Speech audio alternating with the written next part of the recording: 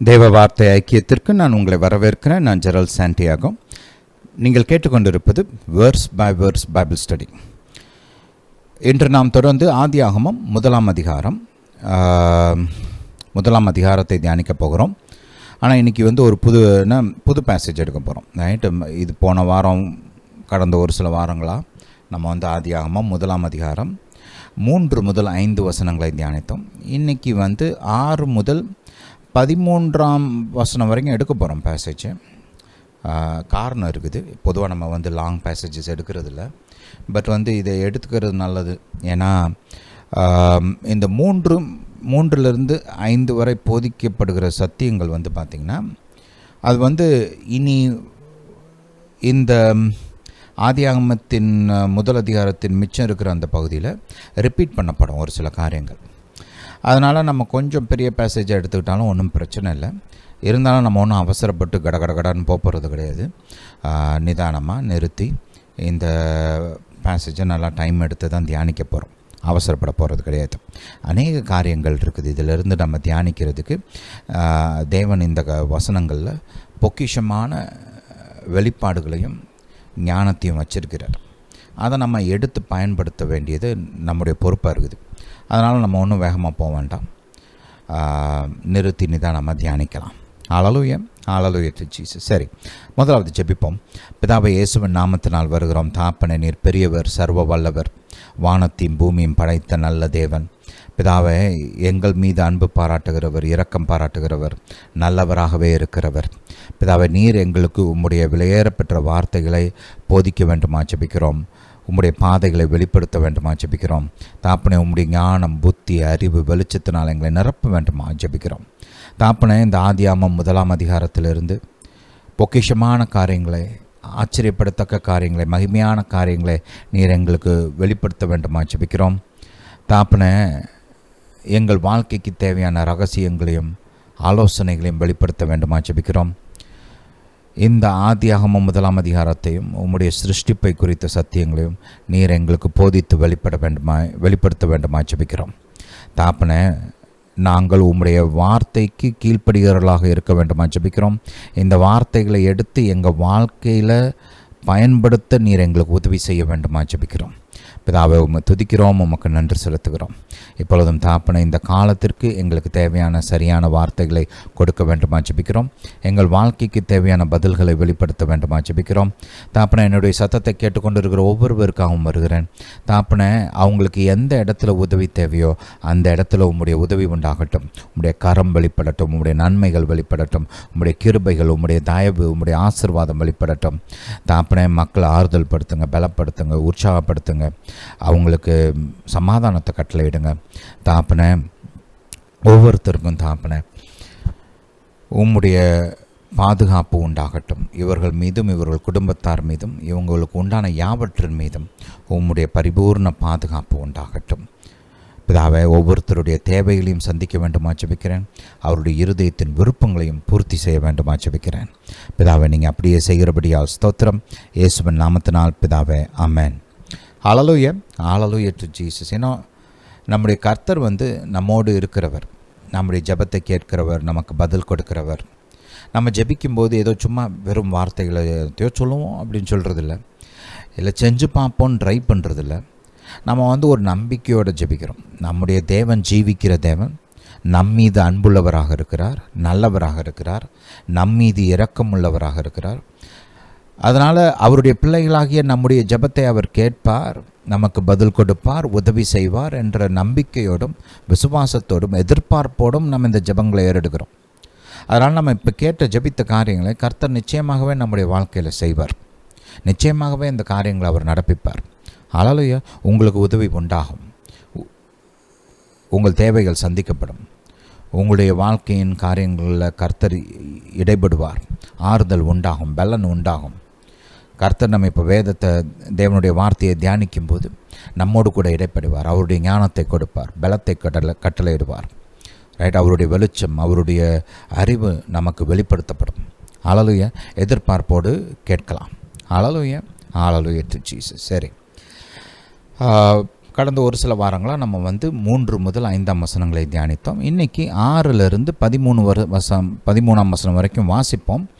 ஆனால் நம்ம மெடிடேஷனுக்கு எடுத்துக்க போகிறது வந்து 6 முதல் 9 வசனங்கள் வரைக்கும் தான். இதில் ஆக்சுவலாக 8ஆம் வசனம் வரைக்கும் தான் வாசிக்கிறதான சேர்த்து வாசிப்போம்.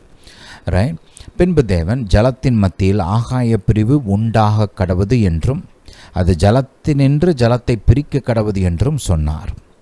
தேவன் ஆகாய விரிவை உண்டு பண்ணி ஆகாய விரிவுக்கு கீழே இருக்கிற ஜலத்திற்கும் ஆகாய விரிவுக்கு மேலே இருக்கிற ஜலத்திற்கும் பிரிவுண்டாக்கினார். அது அப்படியே ஆயிற்று. ஹல்லேலூயா. நம்ம ஏற்கனவே பார்த்த மாதிரி கர்த்தர் என்ன சொன்னாரோ அது அப்படியே ஆயிற்று. 8ஆம் வசனம். தேவன் ஆகாய விரிவுக்கு வானம் என்று பெயரிட்டார். சாயங்காலமும் விடியற் காலமுமாகி 2ஆம் நாள் ஆயிற்று. பின்பு தேவன் வானத்தின் கீழே இருக்கிற ஜலம் ஓரிடத்தில் சேரவும் வெட்டாந்தரை காணப்படவும் கடவுது என்றார். அது அப்படியே ஆயிற்று. தேவன் வெட்டாந்தரைக்கு பூமி என்றும் சேர்ந்த ஜலத்திற்கு சமுத்திரம் என்றும் பெயரிட்டார். தேவன் அது நல்லது என்று கண்டார். அப்பொழுது தேவன் பூமியானது புல்லையும் விதையும் பிறப்பிக்கும் பூண்டுகளையும் பூமியின் மேல் தங்கள் விதையுடைய கனிகளை தங்கள் ஜாதியின்படியே கொடுக்கும் கனி விருட்சங்களையும் முளைப்பிக்க கடவுது என்றார். அது அப்படியே ஆயிற்று.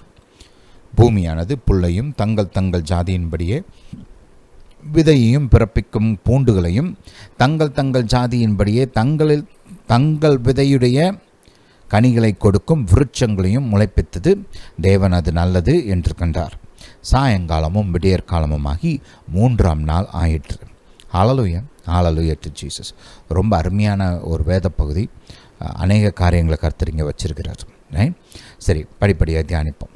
6ஆம் வசனத்தில் நம்ம ஏற்கனவே பார்த்த மாதிரி கர்த்தர் இங்கே வந்து ஒரு காரியத்தை மாற்ற விரும்புகிறார். ஹல்லேலூயா. ஒரு சில சேஞ்சஸ் கொண்டு வரார்.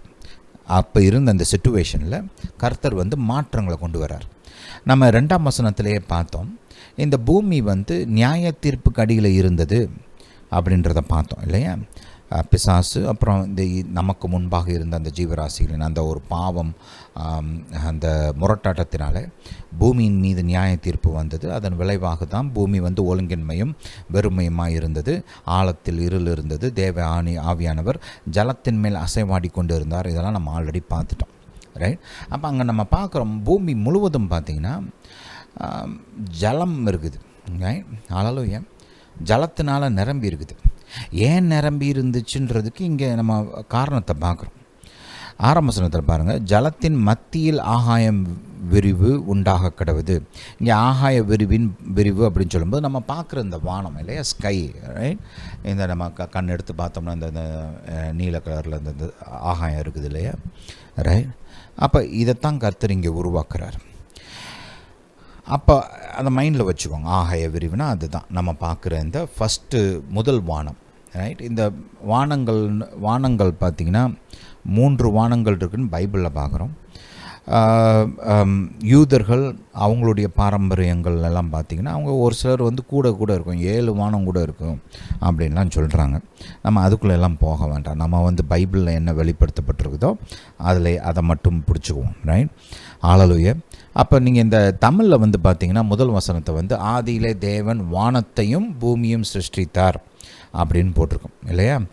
ஆனால் நீங்கள் இங்கிலீஷ் பைபிளெல்லாம் எடுத்து படித்து பார்த்திங்கன்னா குறிப்பாக இந்த கண்டெம்பரரி வெர்ஷன்ஸில் லைக் கேஜிவியில் வந்து ஹெவன் தான் போட்டிருப்பாங்க. மற்ற பைபிள் எல்லாம் பார்த்திங்கன்னா ஹெவன்ஸ், உதாரணத்துக்கு இங்கிலீஷ் ஸ்டாண்டர்ட் வெர்ஷன் அதிலெல்லாம் பார்த்திங்கன்னா ஹெவன்ஸ்ன்னு போட்டிருப்பாங்க. நம்ம பார்க்குறோம் 2 கொரிந்தியர் 12ஆம் அதிகாரத்தில் பவுல் அப்போஸ்தலன் வந்து தான் வந்து 3ஆம் வானத்துக்கு எடுத்துக்கொள்ளப்பட்டதாக அவரே சொல்கிறார் இல்லையா. அப்போ அட்லீஸ்ட் பைபிளில் வந்து எவிடன்ஸ் இருக்குது. there are 3 different heavens அப்படின்னு. பொதுவாக பார்த்திங்கன்னா ஸ்காலர்ஸ் எல்லாம் வந்து பொதுவாக அக்ரி பண்ணிக்கிற ஒரு வியாக்கியானம் என்னென்னா, நம்ம இங்கே பார்க்குற இந்த ஆகாய விரிவுகளே இது வந்து முதல் வானம். அதுக்கு மேலே இருக்கிற அந்த ஸ்பேஸ், அந்த யூனிவர்ஸ், இந்த மிச்ச பகுதியெல்லாம் இருக்கிறது 2ஆவது வானம். அதையும் தாண்டி மேலே இருக்கிற கர்த்தருடைய வாசஸ்தலமாகிய அந்த வானம் தான் பாரடைஸ். ரைட். அது வந்து 3ஆவது வானம் அப்படின்னு சொல்கிறாங்க. தட் அக்ரீஸ் வித் த பைபிளில் வந்து அதுக்கான ஆதாரம் இருக்கிறது, ஒத்து போகிற வசனங்கள் இருக்குது. ரைட். இப்போ நம்ம பார்க்குற இந்த ஆகாய விரிவு வந்து இங்கே கர்த்தர் வந்து ஆகாய விரிவு உண்டாகட்டும் அப்படின்னு சொல்லும்போது அவர் அதைத்தான் சொல்கிறார். ரைட், இங்கே நம்ம கண்ணால் பார்க்குற இந்த அட்மாஸ்பியரிக் ஹெவன், ரைட், அதாவது இந்த நீல வானம்னு சொல்கிறோம் இல்லையா தமிழில், அதைத்தான் கர்த்தர் சொல்கிறார். ரைட், பரலோகம் வந்து முதலே உருவாக்கப்பட்டது, அதுதான் முதல் வசனத்தில் பார்க்குறோம். ரைட், ஆதியிலே தேவன் வானத்தையும் பூமியும் சிருஷ்டித்தார். கர்த்தருடைய வாசஸ்தலம்லாம் அவர் வந்து ஆரம்பத்திலே சிருஷ்டித்தார். அந்த வானத்தை குறித்து இங்கே பேசலை. இங்கே வானம்னு சொல்லும்போது இந்த ஆகாய விரிவு, நம்ம கண்களால் பார்க்கக்கூடிய இந்த நீல வானம், இந்த அட்மாஸ்பியரிக் ஸ்கை, ரைட், அதைத்தான் இங்கே குறிக்கிறார்.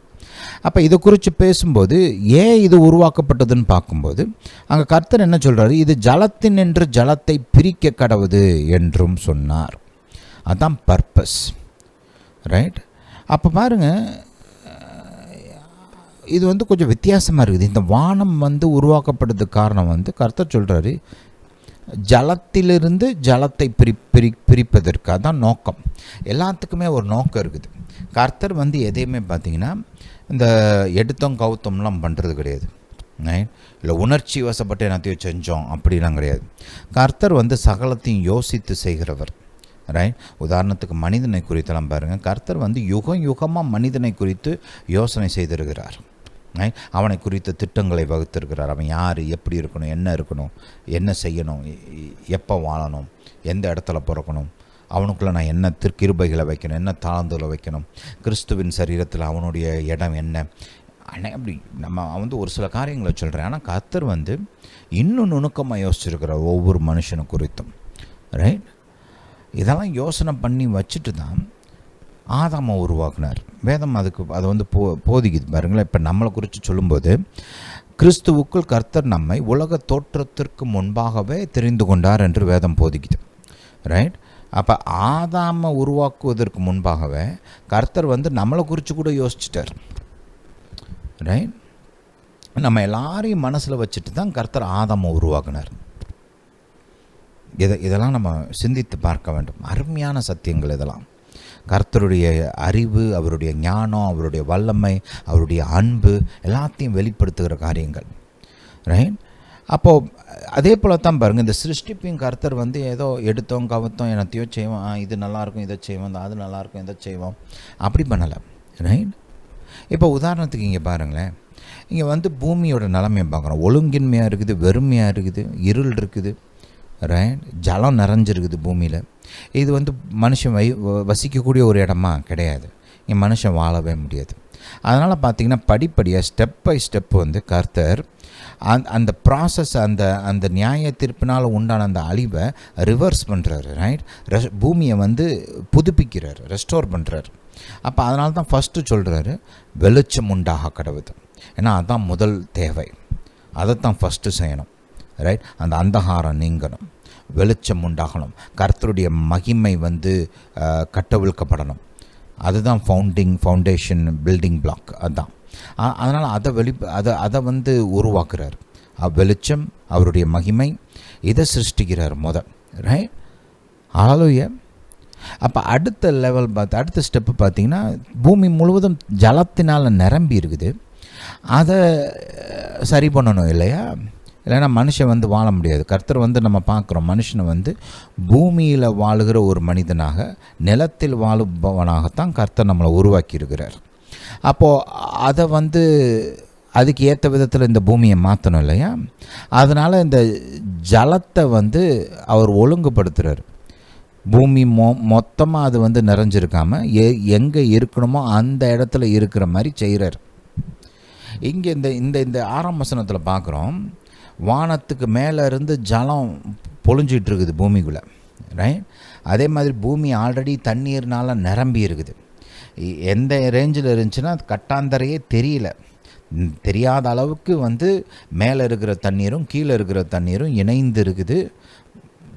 மேலே இருந்து இப்போ இந்த ஸ்பேஸில் இருந்தெல்லாம் ஃபோட்டோகிராஃப் எடுக்கிறாங்களே பூமியை, அந்த விதமாக நம்ம இப்படி போய் பின்னாடி போய் பார்த்தோம்னா பூமி முழுசாக வெறும் தண்ணி தான் கிடக்குது. அந்த தண்ணி வந்து வத்துறதுக்கு வாய்ப்பே இல்லாமல் இருக்குது. ஏன்னா மேலே இருந்து பரலோகத்துலேருந்து தண்ணி வந்துக்கிட்டே இருக்குது. ரைட், மேலே இருக்கிற தண்ணீரும் பூமியில் இருக்கிற தண்ணீரும் இணைந்து இருக்குது. இதை வந்து கர்த்தர் சரி பண்ணுறார். அப்போ அதுக்கு தான் இந்த ஆகாய விரிவை உண்டு பண்ணினார். அவரை சொல்கிறார் பாருங்க 7வது வசனத்தில், ஆகாய விரிவுக்கு கீழே இருக்கிற ஜலத்திற்கும் ஆகாய விரிவுக்கு மேலே இருக்கிற ஜலத்திற்கும் பிரிவு உண்டாக்கினார். அது அப்படியே ஆயிற்று.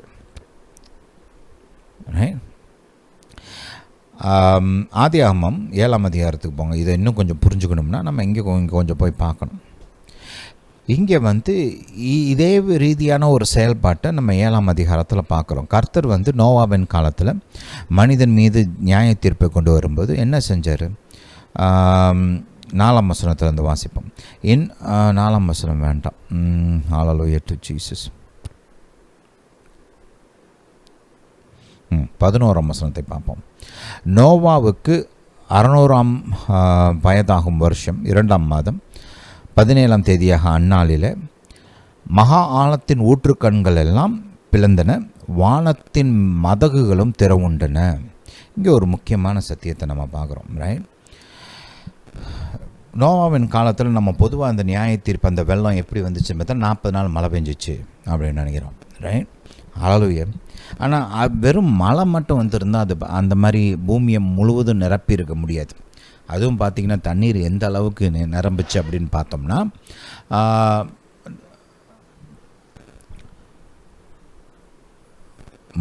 மலைகள்லாம் இருக்குது இல்லையா? ரைட், மலைகள் இப்போ மவுண்டன்ஸ்லாம் இருக்குது, இமாலயன் மவுண்டன்ஸ் மாதிரி, மவுண்ட் எவரெஸ்ட் மாதிரி. ரைட், இதெல்லாம் இருக்குது இல்லையா?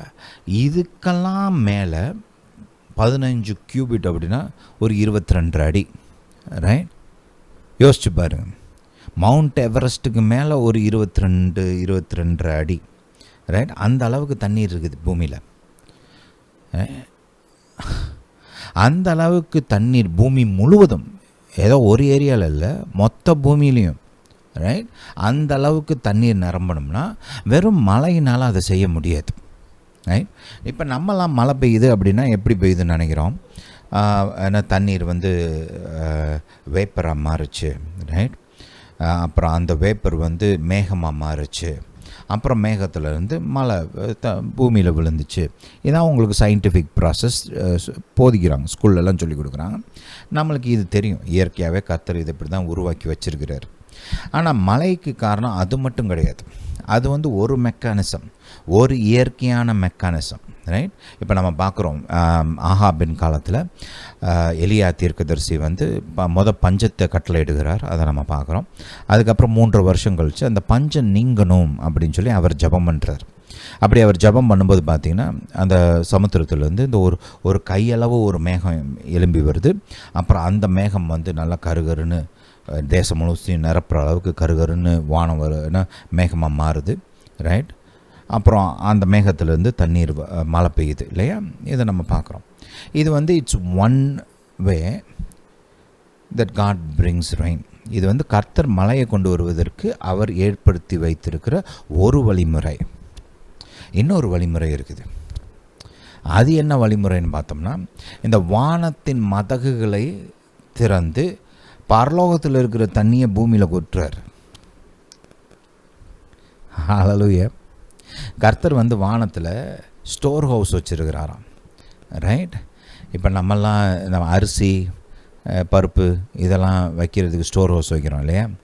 நீங்கள் ஒரு விவசாயி குடும்பத்தில் இருந்து வந்தீங்க அப்படின்னு பார்த்தீங்கன்னா, அவங்களாம் பாருங்கள் மூட்டையாக அறுவடை செஞ்ச அரிசியை பேக் பண்ணி ஏதோ வேர் ஹவுஸ்லேயோ இல்லை ஒரு மில்லையோ இல்லை அவங்க சொந்தமாக வச்சுருக்கிற ஒரு சேமிப்பு ஸ்தலம் இல்லையா, அதில் போட்டு வச்சுருப்பாங்க. கர்த்தர் பரலோகத்தில் நிறைய ஸ்டோர் ஹவுஸ் வச்சுருக்கிறார். ஸ்டோர் ஹவுஸ் பைபிள் போதிக்குது பாருங்கள். ரைட், அங்கே சேமிப்பு இடங்கள் வச்சுருக்கிறார் கர்த்தர். இப்போ நம்மலாம் டேம் வச்சுருக்குறோம் இல்லையா? மனுஷர்கள் நம்மலாம் டேம் கட்டுறோம். டேம் கட்டி அதில் தண்ணீரை சேமித்து வச்சுருக்குறோம் இல்லையா? தேவைப்படுற நேரத்தில் அதை யூஸ் பண்ணுறதுக்காக தண்ணீரை சேமித்து வைக்கிறதுக்குன்னு டேம் வச்சுருக்குறோம். ரைட், அப்போ அந்த தண்ணீர் அந்த விவசாய காலத்தில், அறுவடையின் காலத்தில், அந்த பயிர் வளர்க்குற அந்த காலத்தில் தண்ணீர் வேணும் அப்படின்றப்ப நம்ம என்ன பண்ணுறோம், அந்த டேமில் இருக்கிற அந்த மதகுகளை திறந்து விட்டுட்டு அந்த தண்ணீரை ரிலீஸ் பண்ணுறோம் இல்லையா?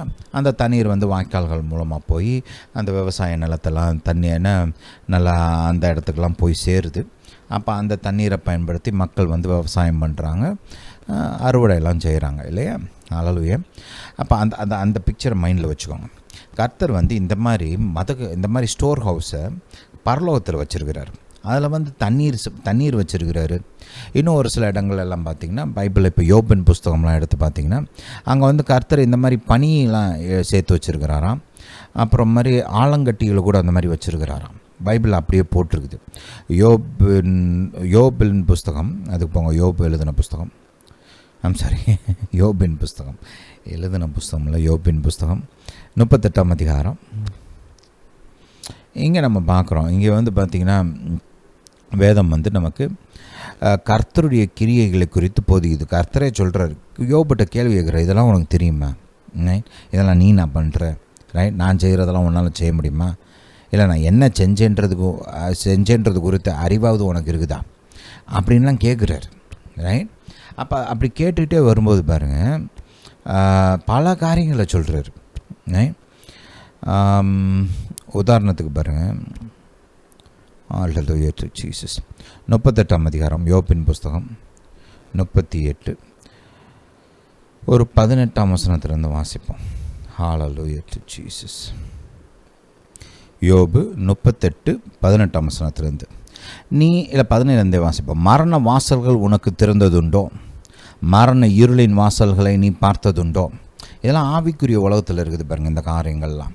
இப்போ பரலோகத்துக்கு மேலே வானத்தின் மதகுகள் அப்படின்னு சொல்லும்போது அது வந்து நம்ம பார்க்கக்கூடிய இடத்துல இல்லை, ரைட்? இந்த ஆகாய விரிவு வந்து ஒரு பேரியர் மாதிரி இருக்குது, ரைட்? பரலோகத்தில் இருக்கிற காரியங்களுக்கும் இங்கே பூமியில் இருக்கிற இந்த இயற்கையின் காரியங்களுக்கும் ஒரு பேரியர் மாதிரி இருக்குது, ரைட்? கர்த்தர் அப்படி தான் அதை உண்டாக்குனார். இங்கே பாருங்களேன், இப்போ மரண வாசல்கள் உனக்கு திறந்ததுண்டோ? மரண இருளின் வாசல்கள் நீ பார்த்ததுண்டோ? இதெல்லாம் ஆவிக்குரிய உலகத்தில் இருக்குது, ரைட்? மரணத்துக்கு வந்து வாசல்கள் இருக்குது. மரண இருளின் வாசல்கள்னு ஒரு சில காரியங்களாக இருக்குது. இதெல்லாம் வந்து வெறும் கவிதை நயமான பேச்சு கிடையாது, இல்லை பொயட்டிக் எக்ஸாஜரேஷன் சொல்லுவாங்க, ரைட்? எப்படி இந்த கவிதை எழுதுகிறவங்களாம் பார்த்திங்கன்னா ரியாலிட்டியை விட்டுட்டு அந்த ரியாலிட்டியை ரொம்ப பெருசுப்படுத்தி, ஏன்னா ரொம்ப பெருசாக எழுதுவாங்க. இருக்கிறது கொஞ்சமாக இருக்கும், ஆனால் நிறையா எழுதுவாங்க. ஊறுதுன்னு சொன்னால் பறக்குதுன்னுவாங்க இல்லையா? இது அந்த மாதிரி எழுத்துகள் கிடையாது. இது வந்து ஆக்சுவல் ஸ்பிரிச்சுவல் ரியாலிட்டி, ஆவியானவர் பேசுகிறது. இது வந்து பரலோக பிதாவுடைய வார்த்தைகள், ரைட்? கர்த்தர் ஒன்றும் மனுஷன் கிடையாது தன்னைத்தானே பெருமையாக பேசிக்கிட்டு பொய் சொல்கிறதுக்கு, ரைட்? இதெல்லாம் பரலோக பிதா டைரெக்டாக யோபிட்ட பேசின வார்த்தைகள், ரைட்? இதை மைண்டில் வச்சுக்கணும் இதெல்லாம் வாசிக்கும்போது.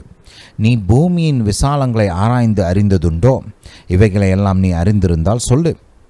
வெளிச்சம் வாசமாக இருக்கும் இடத்துக்கு வழி எங்கே? பாருங்கள், வெளிச்சத்துக்குன்னு ஒரு வாசஸ்தலத்தை கர்த்தர் வச்சிருக்கிறார். அது வாசமாக இருக்கிற இடம்னு ஒன்று இருக்குது. இருள் குடி கொண்டு இருக்கும் ஸ்தானம் எங்கே? இருளுக்குன்னு ஒரு இடம் வச்சிருக்கிறார் கர்த்தர். அதன் எல்லை இன்னதென்று உனக்கு தெரியுமா? அதன் வீட்டுக்கு போகிற பாதையை அறிந்திருக்கிறாயோ? நீ இதை அறியும்படி அப்போது பிறந்திருந்தாயோ? இதெல்லாம் நான் செய்யும்போது நீ பிறந்திருந்தியா? உன் நாட்களின் தொகை அவ்வளவு பெரிதோ? அப்போ இதெல்லாம் கர்த்தர் வந்து ஆதி காலங்களில் நித்தியத்தில் உருவாக்கின காரியங்கள் இதெல்லாம். இப்போ அந்த டீட்டெயில்ஸ்லாம் உனக்கு தெரியுமான்னு கேட்குறாரு. என்னமோ எல்லாம் தெரிஞ்ச மாதிரி பேசுகிறியே, உனக்கு இதெல்லாம் தெரியுமான்னு கேட்குறாரு. 22ஆம் வசனம். உறைந்த மலையின் பண்டசாலைகளுக்குள் நீ பிரவேசித்தாயோ? உறைந்த மலை, ஸ்னோ, ரைட்? அது பனி இருக்கு இல்லையா? அப்போ அதை நான் சேர்த்து வச்சுருக்கிறேன். பண்டசாலைகள், ரைட்? சேமித்து வச்சுருக்கிற இடம், ஸ்டோர் ஹவுஸ். அதுக்குள்ளே நீ போயிருக்கிறியான்னு கேட்குறாரு. கல்மலை இருக்கிற பண்டசாலைகளை பார்த்தாயோ? இதெல்லாம் நம்ம பார்க்குறோம். கல்மலைகள்லாம் கர்த்தர் சேர்த்து வச்சுருக்கிறார் ஒரு இடத்துல. இந்த கல்மலைகள்லாம் கர்த்தர் யுத்தத்தில் பயன்படுத்துகிறார். நம்ம பார்க்குறோம், எகிப்துக்கு விரோதமாக நியாய தீர்ப்பு கர்த்தர் செய்யும்போது இந்த கல்மலைகள்லாம் பொழிகிறார் எகிப்து மேலே இல்லையா? அதே மாதிரி கானான் தேசத்தில் யோசுவாவின் காலத்தில் யோசுவாவும் இஸ்ரவேல் மக்களும் கானானியர்களுக்கு விரோதமாக யுத்தம் செய்யும்போது அந்த கானானியர்கள் மேலே கர்த்தர் கல்மலையெல்லாம் பொழிகிறார் இல்லையா? இதெல்லாம் நம்ம பார்க்குறோம். அப்போ இதெல்லாம் கர்த்தர் ஒரு இடத்துல வச்சுருக்கிறாராம், சேமித்து வச்சுருக்கிறாராம், ரைட்? 23ஆம் வசனத்தில் பார்க்குறோம் பாருங்களேன். ஆபத்து வருங்காலத்திலும் கலகமும் யுத்தமும் வருங்காலத்திலும் பிரயோகிக்கும்படி நான் அவைகளை வைத்திருக்கிறேன், ரைட்? கர்த்தரே சொல்கிறாரு. இந்த யாத்ராகமத்தில் நடந்த யுத்தம் நியாய தீர்ப்புலாம் யோபின் வாழ்க்கை டயத்தில் நடந்தது கிடையாது. அப்போல்லாம் யோபு வந்து ஆபிரகாமுக்கெல்லாம் முன்னாடி இருந்தவர், ரைட்? அப்போயே கர்த்தர் இந்த காரியங்கள்லாம் வெளிப்படுத்தி இருக்கிறார், ரைட்? இதோட வெளிப்பாடை செயல்பாட்டை தான் நம்ம அங்கே யாத்ராமத்தில் நடக்கிற அந்த நியாய தீர்ப்பை பார்க்குறோம். பின்னாடி யோசுவாவின் காலத்தில் நடந்த யுத்தங்கள்லையும் பார்க்குறோம். இந்த காரியங்கள்லாம் நமக்கு என்ன காமிக்குது? இந்த இயற்கை உலகத்தை தாண்டி இதுக்கு மேலே ஆவிக்குரிய உலகம் இருக்குது. அங்கே ஆவிக்குரிய தேவன் இருக்கிறார், ஆவியாக இருக்கிற தேவன் இருக்கிறார், ஆவிக்குரிய ஜீவன்கள்லாம் இருக்கிறாங்க, இவங்களாம் தூதர்கள் இருக்கிறாங்க. அதுக்கப்புறம் இந்த சைடு அந்தகாரத்தில் பிசாசு அவனுடைய சேனையெல்லாம் இருக்குது. இப்படி ஆவிக்குரிய உலகம் ஒன்று இருக்குது. அதை குறித்த வெளிச்சம்லாம் நமக்கு இருக்கணும், ரைட்? நம்ம என்ன யோசிக்கிறோம்? மழை வரணும்னா மேகம் உண்டாகணும், மேகத்திலிருந்து தான் மழை வரும், அப்படி தான் யோசிக்கிறோம் நம்ம.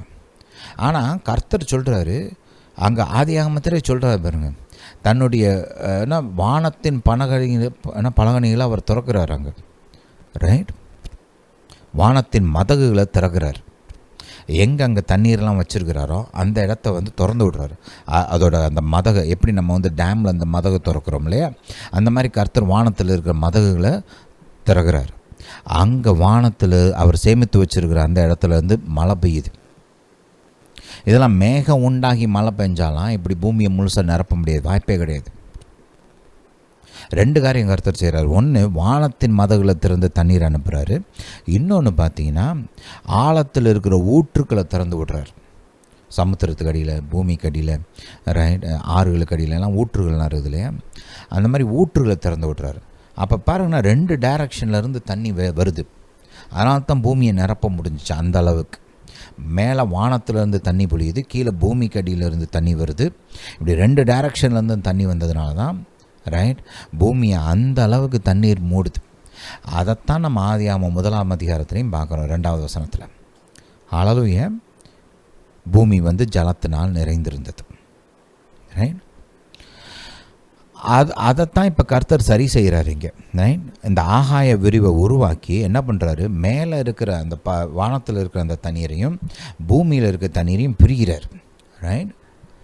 இதை பிரித்து முடிச்சுட்டு தான் அடுத்து சொல்கிறார் இல்லையா, வானத்தில் கீழே இருக்கிற ஜலம் ஓரிடத்தில் சேரவும் வெட்டாந்தரை காணப்படவும் கடவுது என்றார், ரைட்? இப்போ அந்த பூமியை வந்து வாழக்கூடிய ஒரு இடமா மாற்றுறாரு இல்லையா, வாழக்கூடிய ஒரு கிரகமாக ஒரு பிளானட்டாக மாற்றுறாரு, ரைட்? அதுக்கு அவர் செய்ய வேண்டிய ஸ்டெப்பு, அந்தகாரத்தை நீக்கிறாரு, வெளிச்சத்தை உருவாக்குறாரு, தன்னுடைய மகிமையை உருவாக்குறாரு, கட்டவிழ்த்து விடுகிறார். அடுத்து இங்கே பார்த்தோம்னா பாருங்கள், அந்த தண்ணீரை வந்து பிரிகிறார். அந்த மேலேருந்து வர அந்த சப்ளையை கட் பண்ணுறார். இந்த வானத்தின் ஆகாய விரிவை உருவாக்கி 2 தண்ணீரையும் பிரிக்கிறார், கீழே இருக்கிற தண்ணீரையும் மேலே இருக்கிற தண்ணீரையும், ரைட்? அதுக்கப்புறம் தான் அடுத்த கட்டளை கொடுக்குறார், ரைட்? ஆகாய விரிவை உண்டு பண்ணதுக்கப்புறம் கட்டளை கொடுக்குறாரு, ரைட்? அந்த தண்ணீரெல்லாம் ஒரு இடத்துல சேரட்டும், ரைட், அப்படின்னு சொல்லி அந்த கட்டளை கொடுக்குறாரு, ரைட்? வெட்டாந்தரை வருது. வெட்டாந்தரை வந்ததுக்கப்புறம் தான் அந்த வெஜிடேஷன், அந்த மரம், செடி, கொடி இதெல்லாம் உருவாக்குறாரு. ஏன்னா தண்ணீர் நிரம்பி இருக்கிற இடத்துல எப்படி மரம் வளரும், செடி வளரும், கொடி வளரும், அழுகி போகும் இல்லையா, அழகு. அதனால் கர்த்தர் வந்து பார்த்திங்கன்னா சிஸ்டமேட்டிக்காக செய்கிறார். கர்த்தர் வந்து வல்லமை உள்ளவர் மட்டும் கிடையாது, மகா ஞானமுள்ள தேவன், மகா ஞானமுள்ள தேவன். இதை நம்ம கர்த்தரை குறித்து புரிஞ்சுக்கணும். நம்ம சேவிக்கிற தேவன் வந்து சர்வ வல்லவர், அளவில்லா வல்லமையுள்ளவர், மகா பெரிய வல்லமையுள்ளவர். அதே நேரத்தில் அவர் வந்து அளவில்லாத ஞானம் உள்ளவர், ரைட்? இந்த பாயிண்ட்டை மைண்டில் வச்சுக்கோங்க. முதல்ல இந்த வானத்தின் பலகணிகளை குறித்து நீங்கள் தெரிஞ்சுக்கணும், ரைட்? இங்கே வந்து பார்க்குறோம், கர்த்தர் வந்து வானத்தில் இருக்கிற அந்த மதகுகளை திறந்து தான் தண்ணீரை அனுப்புனார்ன்றதை பார்க்குறோம் இல்லையா. அந்த சத்தியத்தை கொஞ்சம் இறுக பிடிச்சிக்கோங்க, ரைட்?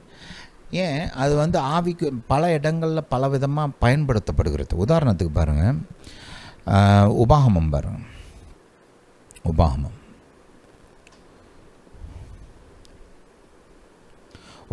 28. இங்கே வந்து கர்த்தர் ஆசீர்வாதங்களை குறித்து பேசும்போது பல காரியங்களை சொல்கிறார்.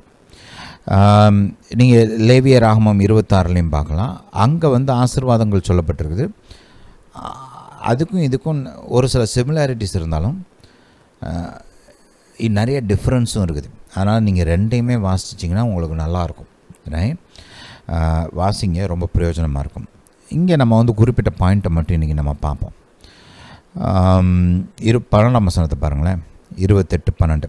ஏற்ற காலத்தில் உன் தேசத்தில் மழை பெய்யவும் நீ கையிட்டு செய்யும் வேலைகளை எல்லாம் ஆசிர்வதிக்கவும் கர்த்தர் உனக்கு தமது நல்ல பொக்கிஷசாலையாகிய வானத்தை திறப்பார்.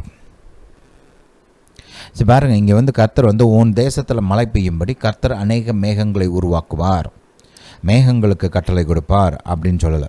அதுவும் செய்கிறாரு கர்த்தர். நான் ஏற்கனவே சொன்ன மாதிரி இந்த தண்ணீர் வந்து ஆயுவாக மாறி அப்புறம் அது மேகமாக மாறி அதுக்கப்புறம் மேகத்துலேருந்து மழை பெய்யுறது, அது ஒரு செயல்பாட்டு முறை. கர்த்தர் மழை பெய்கிறதுக்குன்னு ஏற்படுத்தி வச்சுருக்கிற ஒரு வழிமுறை. ஆனால் கர்த்தர் இன்னொரு வழிமுறையெல்லாம் வச்சுருக்கிறார். இங்கே பாருங்கள், கர்த்தர் சொல்கிறாரு அவர் ஒரு பொக்கிஷ சாலை வச்சுருக்கிறாராம். என்ன வச்சுருக்கிறாரு? பொக்கிஷ சாலை. அங்கே வந்து என்ன இருக்குது? தண்ணீர் இருக்குது. தண்ணீர் மட்டும் இல்லை, ஆசீர்வாதமும் வச்சுருக்கிறாராம். மழை பெய்யவும் அது ஒன்று, அடுத்து நீ கையிட்டு செய்யும் வேலைகளெல்லாம் ஆசிர்வதிக்கவும். ரைட், 2 காரியத்தையும் மைண்டில் வச்சுக்கிட்டு கர்த்தர் வந்து வானத்தின் பொக்கிஷ சாலைகளை திறக்கிறாராம். இல்லைங்க, மழையை கொடுத்து ஆசிர்வதிப்பேன்னு சொல்கிறாருன்னு ஒரு சிலர் நினைக்கலாம். கிடையாது, ரெண்டுமே வேறு. மழை பெய்ய வைக்கிறார் ஒரு சைடு, இன்னொரு பக்கம் கையிட்டு செய்யும் வேலைகளை ஆசிர்வதிக்கிறார். ரெண்டையும் நிறைவேற்றுவதற்கு கர்த்தர் பொக்கிஷ சாலையை திறக்கிறாராம். அந்த பொக்கிஷ சாலை எங்கே இருக்குது? வானத்தில் இருக்குது. ரைட், மழை பெய்யவும் நீ கையிட்டு செய்யும் வேலைகளை எல்லாம், நீ கையிட்டு செய்யும் விவசாயத்தை ஆசீர்வதிக்கிறதுக்குன்னு சொல்லலை, நீ கையிட்டு செய்யும் வேலைகளை எல்லாம் ஆசீர்வதிக்கவும் கர்த்தர் உனக்கு தமது நல்ல பொக்கிஷ சாலையாகிய வானத்தை திறப்பார். ஏன்னா வானத்தில் ஒரு பொக்கிஷ சாலை இருக்குது. அங்கே வந்து தண்ணீர் இருக்குது. ரைட், அந்த ஹெயில், அந்த ஆலங்கட்டி அதெல்லாம் இருக்குது. அப்புறம் ஸ்னோ, ரைட், உரை பனி அதெல்லாம் இருக்குது. இதெல்லாம் ஒவ்வொன்றுக்கும் கர்த்தர் பொக்கிஷ சாலை வச்சுருக்கிறார் பரலோகத்தில், வானங்களில். ரைட், அந்த பொக்கிஷ சாலையை திறந்து வாசிப்பேன், ஆசீர்வதிப்பேன்னு சொல்கிறார். இதை நம்ம பார்க்கலாம். ரைட், அப்போ நம்ம ஆல்ரெடி ஆதியாகமத்தில் பார்க்கலாம், கர்த்தர் வானத்தின் மதகளை திறந்து தண்ணீர் அனுப்பினாருன்னு போட்டிருக்குது. அதை நம்ம இங்கேயும் பார்க்குறோம். சரி, இந்த ஆசீர்வாதத்துக்கு இன்னொரு இடத்துல ஒரு காரியம் இருக்குது. இப்போ உதாரணமாக பாருங்கள், மல்கியா தீர்க்கதரிசியின் புஸ்தகம் இருக்கு இல்லையா, இதெல்லாம் நம்ம தியானிக்கிறதுக்கு காரணம் இருக்குது. ரைட், எல்லாமே ஒன்றுக்கு ஒன்று சம்மந்தப்பட்டது தான். கவனிங்க, ஹல்லேலூயா. மல்கியா தீர்க்கதரிசியின் புஸ்தகம் 3ஆம் அதிகாரம், நம்மளுக்கெல்லாம் நல்லா பரிச்சயமான ஒரு வசனம். ரைட், தசம பாகத்தை குறித்த வசனம். இங்கே பாருங்கள், என் ஆலயத்தில் ஆகாரம் உண்டாயிருக்கும்படி தசம பாகங்களை எல்லாம் பண்டசாலையில் கொண்டு வாருங்கள். கவனிங்க, கர்த்தர் சொல்கிறாரு, என்னுடைய ஆலயத்தில் பூமியில் நடக்கிற என்னுடைய சேவை, என்னுடைய வழிபாடு, இதெல்லாம் ஆதரிப்பதற்கு நீ என்னுடைய ஆலயத்திற்கு ஆகாரத்தை கொண்டு வந்து என்னுடைய பண்டக சாலையில் நீ வை. ரைட், எங்கே வைக்கணும்? என்னுடைய பண்டக சாலையில் நீ வை, கொண்டு வா. ஏன் பண்டசாலை நிரம்பட்டும். அப்பொழுது நீ என் பூமியில் இருக்கிற என்னுடைய ஆலயத்தின் பண்டசாலையை நீ நிரப்பும்போது, அப்பொழுது நான் வானத்தின் பலகணிகளை திறந்து, வானத்தில் என்ன இருக்குது? கர்த்தருடைய பண்டசாலை இருக்குது, அவருடைய ஸ்டோர் ஹவுஸ் இருக்குது இல்லையா, அங்கே தான் அவர் என்ன வச்சுருக்கிறார்? ஆசீர்வாதம் வச்சுருக்கிறாரு, மழை வச்சுருக்கிறாரு, பல்வேறு காரியங்களை அவர் அங்கே சேர்த்து வச்சுருக்கிறார் பரலோகத்தில்.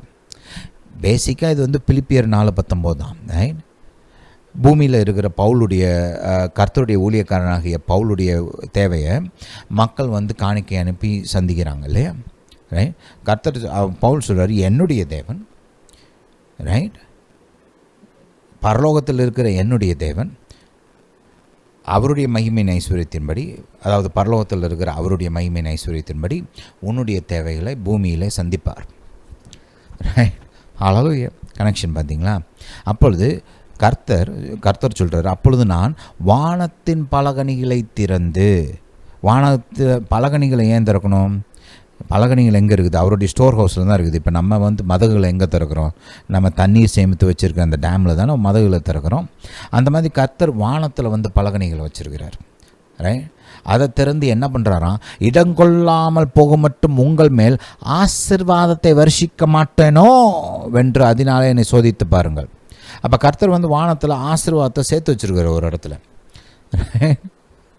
கர்த்தர் சொல்கிற டேம் எப்படி நம்ம டேமில் தண்ணி சேர்த்து வச்சுருக்கிறோமோ அந்த மாதிரி கர்த்தர் வானத்தில் ஒரு ஸ்டோர் ஹவுஸ் வச்சு அங்கே வந்து ஆசீர்வாதத்தை வச்சுருக்கிறார். ரைட்? அப்போ ஒரு மனுஷன் இங்கே தசமபாகம் கொடுத்து கர்த்தருடைய ஆலயம், கர்த்தருடைய ஊழியத்தின் காரியங்கள்லாம் அவங்க ஆதரிக்கும்போது கர்த்தர் சொல்கிறார், நான் என்னுடைய பண்டகசாலையை திறந்து அங்கே இருக்கிற ஆசீர்வாதத்தை உன் மேலே கொட்டுறேன். ஹல்லேலூயா. எப்படி வானத்தின் பலகணிகளை திறந்து கர்த்தர் மலையை கொட்டினாரோ ஆதியாகமம் 6ஆம் அதிகாரத்தில், அந்த மாதிரி இங்கே வந்து கர்த்தர் வந்து வானத்தில் இருக்கிற அவருடைய பண்டகசாலையை திறந்து அங்கேருந்து ஆசீர்வாதத்தை நம்ம மேலே கொட்டுறாராம், இடம் கொள்ளாமல் போக மட்டும்.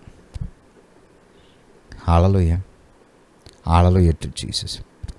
அப்புறம் வானத்தை திறந்து கர்த்தர் மலையை ஊற்றுறாரு, அது ஒரு பக்கம். இன்னொரு பக்கம் கர்த்தர் வானத்தை திறந்து ஆசீர்வாதத்தை ஊற்றுகிறார். இந்த வெளிச்சலத்தை நீங்கள் எபேசியர் 1:3 பாருங்களேன். அங்கே என்ன சொல்லியிருக்குது? கர்த்தர் வந்து ஆண்டவராக இயேசு கிறிஸ்துவுக்குள் உன்னதங்களில் ஆவிக்குரிய சகல ஆசீர்வாதத்தினாலும் நம்மை ஆசீர்வதித்திருக்கிறார். ஆல்ரெடி ஆசீர்வதிச்சிட்டார். அது எங்கே இருக்குது? உன்னதங்களில் இருக்குது. ரைட்? உன்னதங்களில் ஸ்டோர் ஹவுஸ் வச்சுருக்கார். ஆசீர்வாதத்தின் ஸ்டோர் ஹவுஸ் உன்னதங்களில் ரைட் சேமித்து வச்சுருக்கிறாரு. இயேசுவை ஏற்றுக்கொண்ட மக்களுக்கென்று உன்னதங்களில் ஆண்டவராகிய இயேசு கிறிஸ்துவுக்குள் எல்லா ஆவிக்குரிய ஆசீர்வாதங்களையும் கொடுத்து அங்கே வச்சுருக்கிறார். இப்போ அங்கே இருக்கிறத நான் ஆக்சஸ் பண்ணணும், அவ்வளோதான். இப்போ விளங்கும் இல்லையா? அங்கே அந்த ஸ்டோர் ஹவுஸ், பரலோகத்தில் ஸ்டோர் ஹவுஸ்னு ஒரு கான்செப்ட் இருக்குது. அதுக்குள்ளே கர்த்தர் ஆசீர்வாதத்தெல்லாம் வச்சுருக்கிறாருன்றது விளங்குச்சுன்னா இப்போ இது விளங்கும். உன்னதங்களில் ரைட் கிறிஸ்துவுக்குள்ளே ஆவிக்குரிய சகல ஆசீர்வாதங்களையும் கர்த்தர் நமக்கென்று வைத்திருக்கிறார். நம்மை ஆல்ரெடி ஆசீர்வதித்து வச்சிருக்கிறாரு. இப்போ நான் வந்து அதை எப்படி பெற்றுக்கொள்கிறதுன்னு தெரிஞ்சுக்கணும், அவ்வளோதான். ஹல்லேலூயா. Hallelujah to Jesus. பைபிளில் இருக்க ஒவ்வொரு வசனமும் ஒன்றோடு ஒன்று கனெக்ட் ஆனது பாருங்க. அதனால தான் நான் வந்து இந்த பைபிளை போதிக்கும்போது, இந்த பைபிள் ஸ்டடியெலாம் பண்ணும்போது ஏதோ வசனத்தை எடுத்து அதுக்குரிய ஒரு சின்ன எக்ஸ்ப்ளனேஷனை கொடுத்துட்டு நிப்பாட்டுறதில்ல. அதை எடுத்து மற்ற வேத பகுதிகளோடு கனெக்ட் பண்ணுறதுக்கு காரணம், பைபிள் வந்து இட்ஸ் an இன்டகிரேட்டட் சிஸ்டம். இங்கே ஆதி ஆகமத்தில் இருக்கிறது புதிய ஏற்பாட்டை போதிக்கும், பழைய ஏற்பாட்டில் இருக்கிற மற்ற புஸ்தகங்களை உங்களுக்கு விளக்கமாக போதிக்கும். அதே மாதிரி பார்த்திங்கன்னா வெளிப்படுத்தின சுவிசேஷத்தை கூட உங்களுக்கு வந்து ஆதி ஆகமம் போதிக்கும். இதில் இருக்கிற சத்தியங்கள் அதை உங்களுக்கு இன்னும் நல்லா அந்த மற்ற சத்தியங்களை புரிஞ்சுக்கிறதுக்கு உதவி செய்யும். இதுதான் வந்து ஒரு சோர்ஸ் கோடு மாதிரி. ரைட்? கம்ப்யூட்டர் ப்ரோக்ராமிங் எழுதுறவங்களுக்கு புரியும். ரைட்? இதை வச்சு தான் நீங்கள் அதெல்லாம் இன்டர்ப்ரெட் பண்ணணும். இந்த ரொசெட்டா ஸ்டோனுன்னு ஒன்று சொல்லுவாங்க பாருங்கள், அதை குறித்து நீங்கள் படிச்சிருப்பீங்க. ரைட்? இந்த ஆதி காலத்தில் பார்த்திங்கன்னா இந்த எகிப்தியரோட இந்த பிரமிட்லாம் இருக்கு இல்லையா, அங்கே வந்து இந்த ஹீலியோகிராஃபிக்ஸ்னு நிறையா விதமாக அது வந்து ஒரு பாஷை மாதிரி. ரைட்? அந்த ஹீலியோகிராஃபிக்ஸ் மூலமாக பல காரியங்களில் வந்து எகிப்தியர்கள் வந்து அங்கே டாக்குமெண்ட் பண்ணி வச்சுருந்தாங்க. ஆனால் அந்த பழைய மொழி வந்து பார்த்திங்கன்னா மறந்துட்டாங்க. இப்போ யாருமே அந்த மொழியெல்லாம் பேசுகிறது கிடையாது. அதனால் இப்போ இருக்கிறவங்களுக்கு தெரியுது, இவங்க எதையோ சொல்ல வராங்க, எதையோ எழுதி வச்சுருக்கிறாங்கன்னு தெரியுது, ஆனால் அதுக்குடைய அர்த்தம் புரியல. அப்புறம் பார்த்திங்கன்னா இந்த ரொசெட்டா ஸ்டோனுன்னு ஒன்று கண்டுபிடிச்சாங்களாம். அதில் பார்த்திங்கன்னா அந்த எகிப்தியோட அந்த ஹீலியோகிராஃபிக்ஸ் அதெல்லாம் இருக்குது இல்லையா, அது ஒரு பக்கத்தில் எழுதப்பட்டிருக்குது. அதுக்கு பக்கத்தில் சமேரியா மொழின்னு நினைக்கிறேன், அதில் எழுதப்பட்டிருக்குது. அப்புறம் இன்னொரு மொழியிலையும் எழுதப்பட்டிருக்குது. இப்போ அந்த மற்ற 2 மொழியும் நமக்கு தெரியும், பூமியில் இருக்கிற ஆட்களுக்கு தெரியும். அதெல்லாம் நம்ம படிச்சிருக்கிறாங்க, ஆட்கள் இப்போ நிறைய பேர் படிச்சிருக்கிறாங்க, அது குறித்த வெளிப்பாடு இருக்கிறது. அதனால் இந்த மொழியை வச்சு அந்த மொழியை அவங்க வந்து வியாக்கியானம் பண்ணாங்க, புரிஞ்சுக்கிட்டாங்க. ரைட்? இந்த தெரிந்த மொழியை வச்சு அந்த தெரியாத மொழியை அவங்க வந்து அண்டர்ஸ்டாண்ட் பண்ண ஆரம்பித்தாங்க. ரைட்? அப்போ அதுதான் ஒரு சாவி மாதிரி இருந்துச்சு. அந்த பிரமிடில் இருக்கிற அந்த பிரமிடில் அங்கே வரையப்பட்ட எழுதப்பட்ட அந்த காரியங்களெல்லாம் புரிஞ்சுக்கிறதுக்கு இந்த ரொசெட்டா ஸ்டோன் தான் வந்து ஒரு கீ மாதிரி பயன்படுத்தினாங்க. அப்போ அந்த மாதிரி தான் ஆதியாகம புஸ்தகம். இதில் இருக்கிற சத்தியங்களை நீங்கள் புரிஞ்சுக்கிட்டிங்கன்னா வேதத்தில் இருக்கிற மற்ற காரியங்களெல்லாம் நீங்கள் புரிஞ்சுக்க ஆரம்பிக்கலாம். அதே மாதிரி தான் மற்ற வேத பகுதிகள், அதை நல்லா புரிஞ்சுக்கிட்டிங்கன்னா அதை வச்சு நீங்கள் வேதத்தில் இருக்கிற மற்ற பகுதிகளையும் நீங்கள் இன்னும் நல்லா புரிஞ்சுக்கலாம். ரைட்? கர்த்தர் அந்த மாதிரி தன்னுடைய வார்த்தைகளை அந்த மாதிரி எழுதி வச்சிருக்கிறார். சரி, இதெல்லாம் மைண்டில் வச்சுக்கோங்க. சரி, இன்னொரு சத்தியத்தை பார்க்குறோங்க. ஆதியாகமம் 1 அதிகாரம் 6-7 வசனங்களில் இன்னொரு காரியத்தையும் நம்ம பார்க்குறோம். இங்கே வந்து பாருங்கள், இங்கே கர்த்தர் வந்து ஒரு பக்கம் இந்த வானத்தை உருவாக்குகிற தேவனாக இருக்கிறார், பரலோகத்தை உருவாக்குகிற தேவனாக இருக்கிறார், ஆகாய விரிவை தனியாக உருவாக்குனார் என்று வேதம் போதிக்குது. அதை வேதம் வந்து ரொம்ப அழுத்தி சொல்லும் பல இடங்களில். இங்கே நீங்கள் ஆதியாகமம் 1 அதிகாரத்தில் பார்த்தீங்கன்னா அது வந்து டைரெக்டாக சொல்லப்படாமல் வெளிப்படுத்தப்பட்டிருக்குது. இங்கே ஆதியாகமம் 1 அதிகாரத்தில் வேறு யாரை குறித்தும் எதுவும் சொல்லப்படலை. பாருங்களேன், எல்லாமே கர்த்தர் செய்தார் அப்படின்னு தான் போட்டிருக்குது. யார் செய்தார்? கர்த்தர் செய்தார். கர்த்தர் வந்து இதெல்லாம் நிறைவேற்றுவதற்கு வேறு யாருடைய உதவியும் அவர் எடுத்துக்கல. அவருக்கு ஒன்றும் தூதர்கள் உதவி பண்ணல, அப்புறம் மற்றவங்க யாரும் உதவி பண்ணல, மனுஷர்கள் டெஃபினட்டாக உதவி பண்ணல, ரைட்? இப்படி யாருடைய உதவியுமே இல்லாமல், வேறு எந்த ஜீவராசியோட உதவி, ஆவிக்குரியதோ பூமிக்குரியதோ யாருடைய உதவியும் இல்லாமல் கர்த்தர் தனியாக தான் இது எல்லாத்தையுமே செய்கிறார், ரைட்? அதுதான் பிக்சர். ஆனால் பொதுவாக நீங்கள் பைபிளை வாசிக்கும்போது அது வந்து சொல்லப்படாததுனால இங்கே வந்து பிக்சரைஸ் பண்ணப்பட்டிருக்குது. இங்கே தேவன் மட்டும்தான் இருக்கிறாரு. ஆனால் இது தேவன் தனியாக செய்தார், வேறு யாரும் இல்லாமல் செய்தார் அப்படின்னு டைரக்டாக சொல்லப்படலை, ரைட்? இல்லையா? ஒரு ஸ்டேட்மெண்ட் இங்கே இல்லை. கர்த்தர் இவை எல்லாவற்றையும் தனியாக உருவாக்கினார், யாருடைய உதவியும் இல்லாமல் உருவாக்கினார் அப்படின்னு ஆதியாகமத்தில் ஒரு ஸ்டேட்மெண்ட் கிடையாது. அதுதான் இங்கே போதிக்கப்படுது. 1 வசனத்துலேருந்து கடைசி வசனம் வரைக்கும் தேவன் தான் எல்லாத்தையும் செய்கிறாரு, ரைட்? அது போர்ட்ரே பண்ணப்பட்டாலும் ஒரு ஸ்டேட்மெண்ட்டாக இங்கே இல்லை. ஆனால் இப்படி ஒரு ஸ்டேட்மெண்ட் மற்ற இடங்களில் இருக்குது. அதை நம்ம புரிஞ்சுக்கிறது நல்லது. அது வந்து ஒரு கமெண்ட்ரி மாதிரி இருக்குது. ஆதியாகமத்தில் சொல்லப்பட்ட இந்த காரியத்துக்கு அது வந்து ஒரு கமெண்ட்ரி மாதிரி இருக்குது. உதாரணத்துக்கு இங்கே ஏசாயா தீர்க்கதரிசியின் புஸ்தகம் 44 அதிகாரத்துக்கு போங்க, 24 வசனத்தை வாசிங்க. உன் மீட்பரும், இது வந்து கர்த்தர் வந்து இஸ்ரவேல்கிட்ட பேசுகிறார். இங்கே ஏசாயா தீர்க்கதரிசி ஆவியானவர் மூலமாக வருங்காலத்தை குறித்து, இஸ்ரவேல் வந்து பாபிலோனுக்கு சிறைப்பிடித்து செல்லப்படுவார்கள்ன்றது அவர் சொல்கிறாரு. அதுக்கப்புறம் அங்கேருந்து மீட்கப்படுவார்கள் என்பதையும் சொல்கிறார். அப்படி யார் மூலமாக மீட்கப்படுவாங்க அப்படின்றதையும் அவர் சொல்கிறார். இதெல்லாம் சொல்கிறதுக்கு முன்னாடி கர்த்தர் வந்து தன்னை குறித்து சொல்கிறார் பாருங்க, ரைட்? உன் மீட்பரும் அப்படின்னா என்ன? நான் தான் உன்னை வந்து எகிப்து தேசத்துலேருந்து மீட்டெடுத்தேன், ரைட்? நீங்கள் 43 அதிகாரத்தெல்லாம் போய் படித்து பார்த்தீங்கன்னா கர்த்தர் அதை வெளிப்படையாக இன்னும் நல்லா டீட்டெயிலாக சொல்கிறாரு, ரைட்? எகிப்து தேசத்துலேருந்து நான் உன்னை மீட்டெடுத்தேன், சிவந்த சமுத்திரத்தில் பார்வன் சேனைகளை கவுத்தேன், அதெல்லாம் அவர் பாயிண்ட் அவுட் பண்ணுறாரு, ரைட்? அப்போ அந்த அர்த்தத்தில் தான் இங்கே வந்து உன் மீட்பரும் அப்படின்னு சொல்கிறாரு. தாயின் கர்ப்பத்தில் உன்னை உருவாக்கினவர். ஒரு பக்கம் உன்னுடைய பிதாக்களை நான் தான் அடிமைத்தனத்திலேருந்து மீட்டெடுத்தேன், 1. 2, ஒன்றை நான் தான் உருவாக்கினேன் உன்னுடைய கருவில், அதாவது உன் தாயின் கருவில் நான் உன்னை கர்ப்பத்தில் நான் தான் உன்னை உருவாக்கினேன் அப்படின்னு சொல்கிறாரு, right? Personally I'm your creator.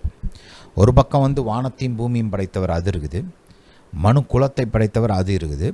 அடுத்து பார்த்திங்கன்னா ஒன்றை, தனிப்பட்ட நபராகிய ஒன்றை நான் தான் உருவாக்கினேன், ரைட்?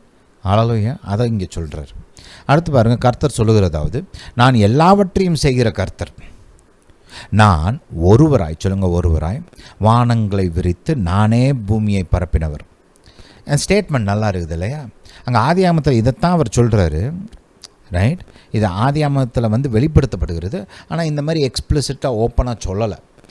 ஆனால் அதைத்தான் இங்கே வந்து கர்த்தர் திரும்ப சொல்கிறாரு, நான் ஒருவராய் வானங்களை விரித்தேன், பூமியை பரப்பினேன், ரைட்? ஹல்லேலூயா.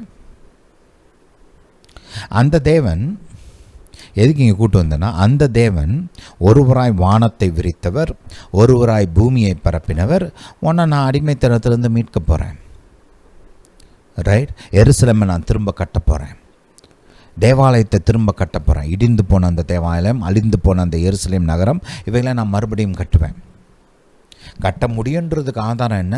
நான் தான் உன்னை எகிப்திலேருந்து மீட்டேன், நான் தான் தாயின் கர்ப்பத்தில் உன்னை உருவாக்கினேன், ரைட்? நான் தான் எல்லாவற்றையும் செய்கிற சகலத்தையும் உருவாக்கின கர்த்தர், ஒருவராய் வானங்களை விரித்தவர், நானே ஒருவராய் பூமியை பரப்பினவர். இதுதான் ஆதாரம். இதெல்லாம் செய்ய முடிஞ்ச எனக்கு எருசலேமை திரும்ப கட்ட முடியும். இதெல்லாம் செய்ய முடிஞ்ச எனக்கு தேவாலயத்தை திரும்ப கட்ட முடியும். அதனால தான் ஆதியாகமம் முக்கியம். அதனால தான் ஆதியாகமம் 1ஆம் அதிகாரம் முக்கியம். வானத்தை யோசிச்சு பாருங்கள். வானத்தை பரப்புற என்ன சும்மாவா? இது என்ன என்னென்ன இது என்ன சீலிங் போடுற மாதிரியா வீட்டுக்கு? வீட்டுக்கு சீலிங் போடுறதுலாம் பண்ணியிருக்கிறீங்களா நீங்கள்? பெரிய இடம் வந்து இந்த கான்க்ரீட்டை போடணும், நல்லா கம்பியெல்லாம் நல்லா ஸ்ட்ராங்காக கட்டணும். அதுக்கு முன்னாடி இந்த பில்லர்லாம் போட்டு சைடில் அந்த சுவரெலாம் எழுப்பி அதெல்லாம் செஞ்சு முடிச்சுட்டு அடுத்து அந்த கான்க்ரீட் போடுறது, அந்த ஒரு ஃப்ளோரில் மேலே சீலிங் போடுறது அது வந்து ஒரு பெரிய வேலை. வீடு கட்டினவங்களுக்கு தெரியும். முதல்ல வந்து அந்த ஃபவுண்டேஷன் பெரிய வேலை. அதுக்கு வந்து நிறைய டைம் எடுத்து எக்கச்சக்கமாக இதெல்லாம் ப்ரிப்பரேஷன்லாம் பண்ணி குழியெல்லாம் தோண்டி அப்புறம் கான்க்ரீட்டை போட்டு இதெல்லாம் போட்டு அந்த ஃபவுண்டேஷன் போடுறது பெரிய வேலை.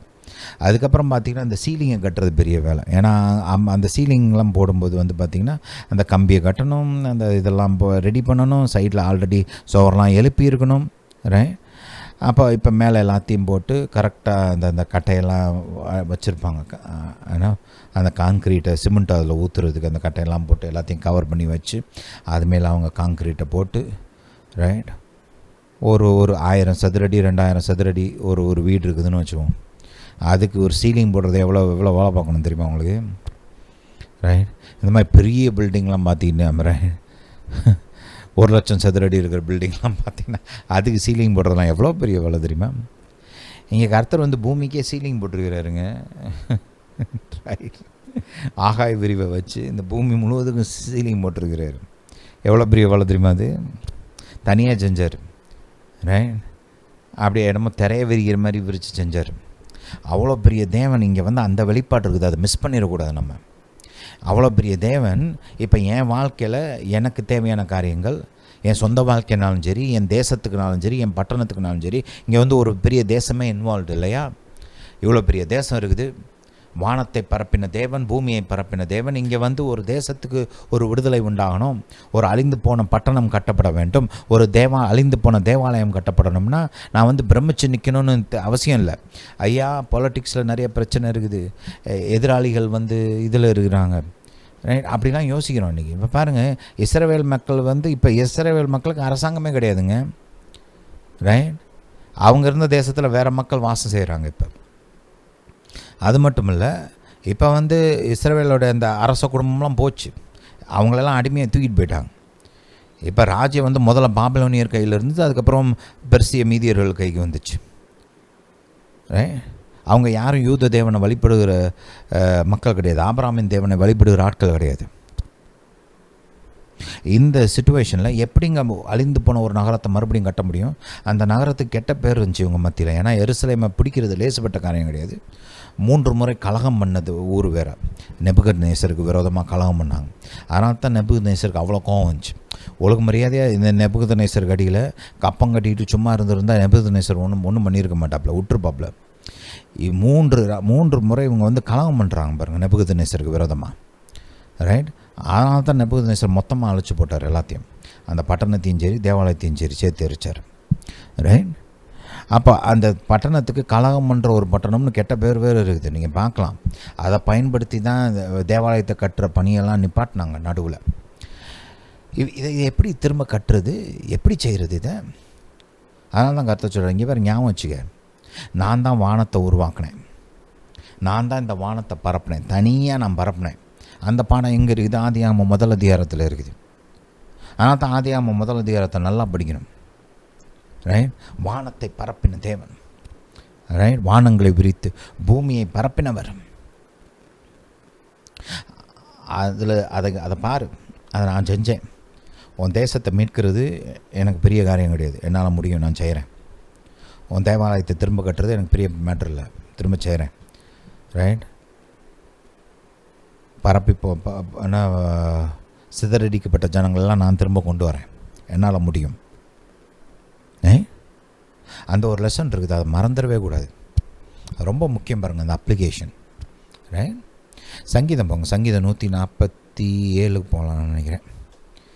ஹல்லேலூயா, ஹல்லேலூயா டு ஜீசஸ். இன்னொரு அப்ளிகேஷன் இருக்குது, இது ரொம்ப முக்கியம். இங்கே பார்த்தீங்கன்னா கர்த்தர் சொல்கிறாரு பாருங்கள், அவர் சொன்ன விதம் எனக்கு ரொம்ப பிடிக்கும். முதல் வசனத்திலிருந்தே வாசிப்போம். கர்த்தரை துதியுங்கள், நம்முடைய தேவனை கீர்த்தனம் பண்ணுகிறது நல்லது, துதித்தலே இன்பமும் ஏற்றதுமாய் இருக்கிறது. ஹல்லேலூயா. கர்த்தர் எருசலேமை கட்டுகிறார், துரத்துண்ட இஸ்ரவேலரை கூட்டி சேர்க்கிறார். ஹல்லேலூயா. இதைத்தான் நம்ம அங்கே பார்த்தோம் இல்லையா? ஹல்லேலூயா.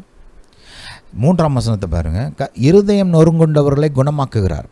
அப்போ கர்த்தர் வந்து பட்டணத்தை கட்டுகிறவர் மட்டுமல்ல, கர்த்தர் வந்து வானத்தை விரித்தவர், பூமியை பரப்பினவர் மட்டுமல்ல, ரைட், நம்முடைய நகரத்தை கட்டுகிறவரும் கூட, துரத்துண்ட நம்முடைய ஜனத்தை கூட்டி சேர்க்கக்கூடியவரும் கூட, ரைட் இல்லையா? பர்சனலாக வர்றாரு. அடுத்த வசனத்தில் 3ஆம் வசனத்தை பார்த்தீங்கன்னா இன்னும் ஆழமாக போகிறாரு, இன்னும் பர்சனலைஸ் பண்ணுறாரு. இருதயம் நொறுங்குண்டவர்களை குணமாக்குகிறார், அவருடைய காயங்களை கட்டுகிறார். ரைட், மனசு கஷ்டப்பட்டுருக்குது, யாரோ என்னமோ பேசிட்டாங்க, துன்பப்படுத்திட்டாங்க, இன்சல்ட் பண்ணிட்டாங்க, அசிங்கமாக பேசிட்டாங்க, அசிங்கமாக நடத்திட்டாங்க, ரைட், இல்லை ஏதோ ஒரு பிரச்சனைகள்னால, ஏதோ சூழ்நிலைகள்னால இருதயம் நொறுங்குண்டு போயிருக்குது. கர்த்தர் சொல்கிறார், பர்சனலாக உன் இருதயத்தை, உன்னுடைய நொறுங்குண்ட அந்த இதயத்தை நான் குணமாக்குகிறேன். வானத்தையும் பூமியையும் படைத்த கர்த்தர், ஒருவராய் வானத்தை விரித்த கர்த்தர், பூமியை பரப்பின கர்த்தர், எருசலேமை கட்டுகிற கர்த்தர், துரத்துண்ட இந்த இஸ்ரவேல் தேசத்தின் மக்களை கூட்டி சேர்க்கிற அதே மகா பெரிய அந்த கர்த்தர் பர்சனலாக உன் லைஃப்பில் நொறுங்குண்ட உன் இருதயத்தை குணமாக்குகிறவர், அந்த இருதயத்தில் ஏற்பட்ட காயங்களை கட்டுகிறவர். அடுத்த வசனத்தில் 4ஆம் வசனத்தில் பாருங்கள், மறுபடியும் அந்த மெகா லெவலுக்கு போயிடுறாரு. அங்கே பாருங்கள், அந்த macro level performance of miracles இருக்குது, அப்புறம் மைக்ரோ லெவல் பெர்ஃபார்மன்ஸ் ஆஃப் மிரக்கிள்ஸும் இருக்குது. ரைட், பெரிய அளவில் மெகா லெவலில் கர்த்தர் மகா பெரிய காரியங்களை செய்கிறாரு. அதே மாதிரி பார்த்திங்கன்னா சின்ன அளவில் பர்சனலாக கூட கர்த்தர் காரியங்களை செய்கிறார். ரெண்டையுமே இணைச்சி பேசுகிறாரு பாருங்களேன். அவர் நட்சத்திரங்களின் இலக்கத்தை எண்ணி அவையெல்லாம் பேரிட்டு அழைக்கிறார். நம்ம மில்கிவே கேலக்சியில் மட்டும் ரைட் ஆயிரக்கணக்கான கோடி நட்சத்திரங்கள் இருக்குது. 1 பில்லியன்னா 100 கோடி. ரைட், நம்ம மில்கிவே கேலக்சியில் 200 பில்லியன், ரைட், அப்படின்னா 20,000 கோடி நட்சத்திரங்கள் இருக்குது. மினிமம் 400 கோடி வரைக்கும், 200 பில்லியன்ல இருந்து 400 பில்லியன் நட்சத்திரங்கள் இருக்குதுன்னு விஞ்ஞானிகள் சொல்கிறாங்க. அப்போ 20,000 கோடி நட்சத்திரங்கள்லேருந்து 40,000 கோடி நட்சத்திரம் வரைக்கும் நம்ம மில்கிவே கேலக்சியில் மட்டும் இருக்குது. எண்ணுக்கடங்காத கேலக்சிகள் இருக்குது இந்த யூனிவர்ஸில். அப்போ யோசித்து பாருங்கள். ரைட், நம்மளெலாம் ஒரு 1000 பேர் ஞாபகம் இருக்குமா? நம்மளுக்கு 1000 பேரை பேரை சொல்லி கூப்பிட முடியுமா? ரைட், நான் கணக்கு பார்த்தது கிடையாது, நான் பொதுவாக கேட்குறேன். கோடான கோடி நட்சத்திரங்கள். இப்போ நம்ம இதிலே 40,000 கோடி நட்சத்திரங்கள் இருக்குது அப்படின்னா யோசிச்சு பாருங்கள், எத்தனை கேலக்ஸி இருக்குது.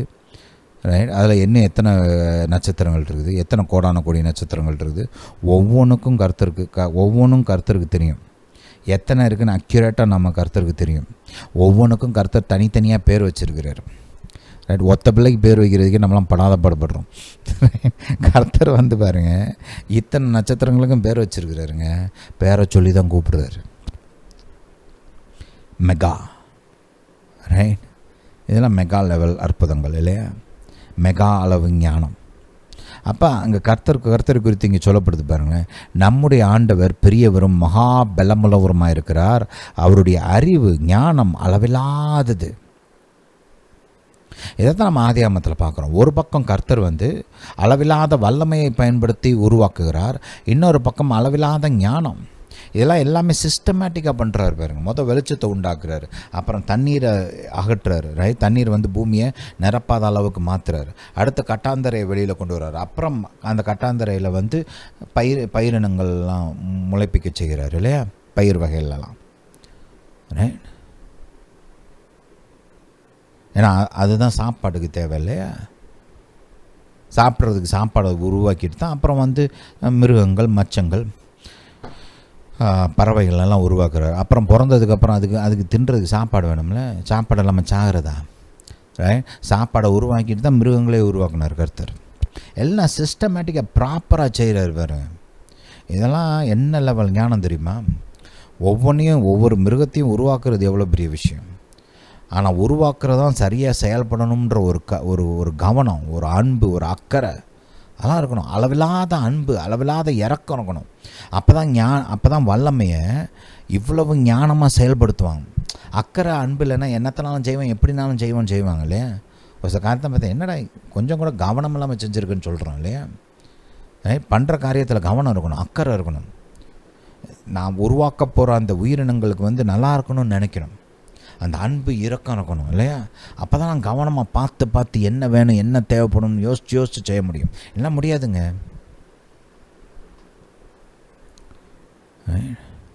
கர்த்தர் இந்த மாதிரி தான் நம்மளெல்லாம் உருவாக்கி வச்சுருக்கார், இந்த பூமியை உருவாக்கி வச்சுருக்கார். அவருடைய அன்பு, அவருடைய மகாப்பிரிய வல்லமை, மகாப்பிரிய ஞானம். ஒவ்வொன்றும் செய்கிறதுக்கு எவ்வளவு ஞானம் வேணும் தெரியுமா? ஒவ்வொரு உயிரினத்தையும் உருவாக்குறதுக்கு எவ்வளவு ஞானம் வேணும். இப்போ நம்முடைய சரீரத்தை குறித்து யோசித்து பார்த்தாலே அப்பா பிரமிக்க வைக்குது. ஏன் அவ்வளவு ஞானம் இந்த சரீரத்தை உருவாக்குறதுக்கு தேவைப்படும்.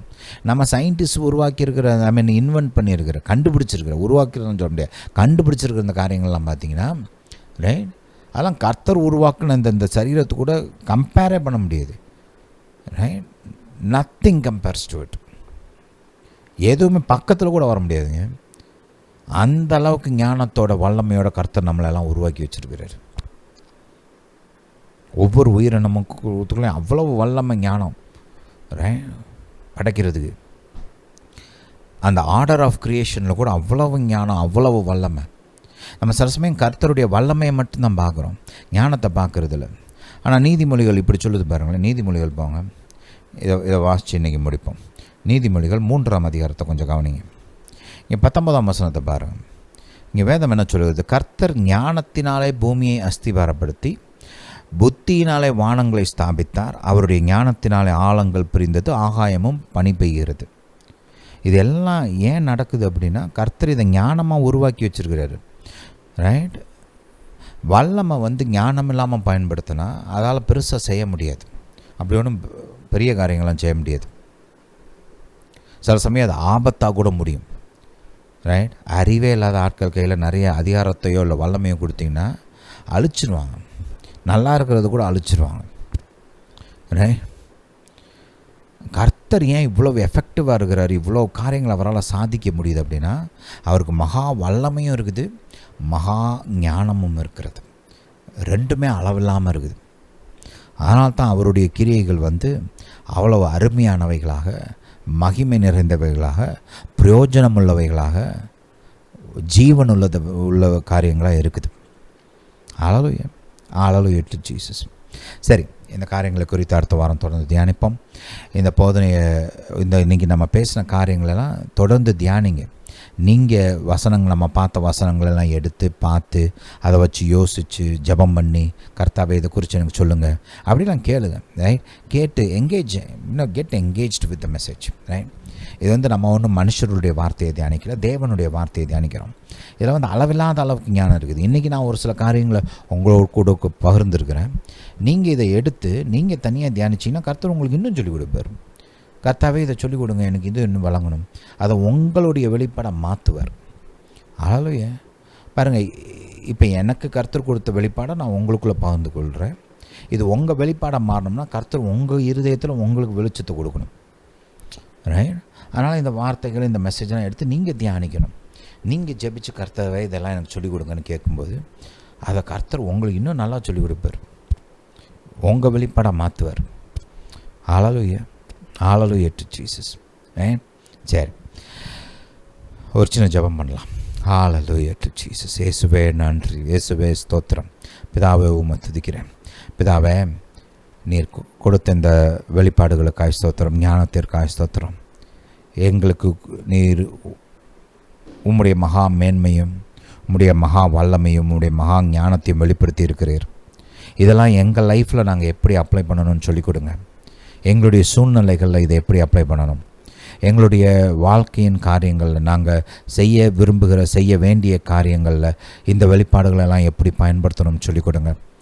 எங்கள் வாழ்க்கையின் அனுபவங்கள் உம்முடைய வல்லமையின் மூலமாக, உம்முடைய ஞானத்தின் மூலமாக மாறட்டும்.